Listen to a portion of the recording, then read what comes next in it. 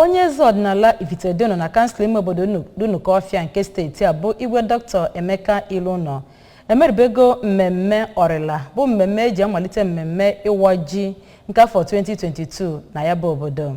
Ya bụ mmemme omenafọ bụ nke dọtakwara onye isi oche otu kansụl ndị eze ọdịnala na Anambra Central ma bụrụ onye eze ọdịnala Akwaeze bụ Igwe Christopher Okpala na onye ogbo ya nke Obeledo bụ Igwe Augustine Aragwam nakwa onye sineta na-anọchite Anambra Central Senatorial District bụ Odoziaka Uche Ekwunife ma bụrụ nke ejiri aja misa dị asọ wee malite na St. Mary's Catholic Church Ifitedunu. Joseph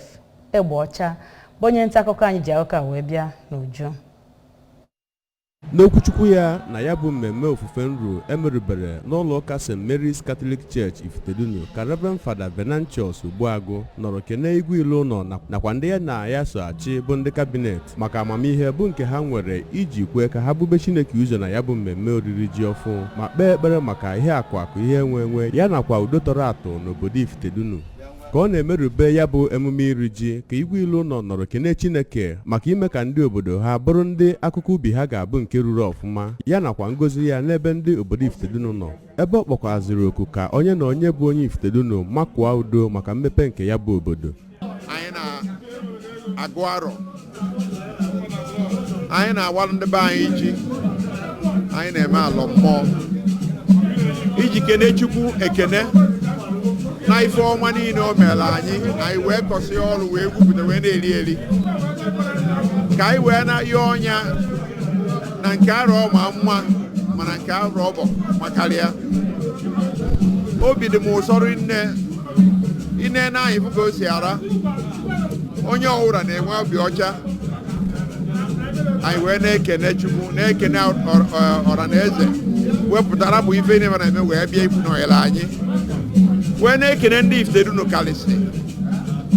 maka na Chukwu fụrụ anyị n'anya. Onye obodo Ifitedunu eji afa ya eje mba bụ Chief Obiora Dibia Ezue nakwa onye ji ọkwa Vice Chairman nke otu nze na ọzọ Ifitedunu ma bụrụkwa onye ji ọkwa Chairman nke otu Nigerian Union of Pensioners bụ Dọkịnta Anthony Ugozo ya nakwa otu onye n'ime ndị ụmụada Ifitedunu bụ Oliakụ Obiageli Ezeani dọrọ kọwaa ya bụ mmemme oriri ji bụ nke a na-akpọkwa alọ mmụọ ma bụrụ nke na-amalite na ọ bụrụ na igwe mesie mmemme ọrịra dịka nke na-ejikọta ndị obodo Ifitedunu ọnụ ma kpọzie oku ka ejikọ aka iji hụ na ewetakwara ọtụtụ ọrụ mmepe ndị ọzọ n'obodo Ifitedunu. Ọfọn na-agọ bụ n'ifite ya dị mma,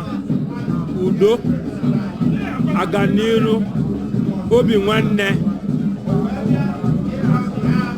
O nwere ibe ka ibe niile na Baịbụl gwara anyị n'ebe ịfụnanya dị, ebe a ka udo na ebe a ka aganiru na-adị. Ihe anyị bụ na onye ọrụ na-enwe aṅụrị ya tata nnukwu aṅụrị ka a na-enwe n'Ifitedunu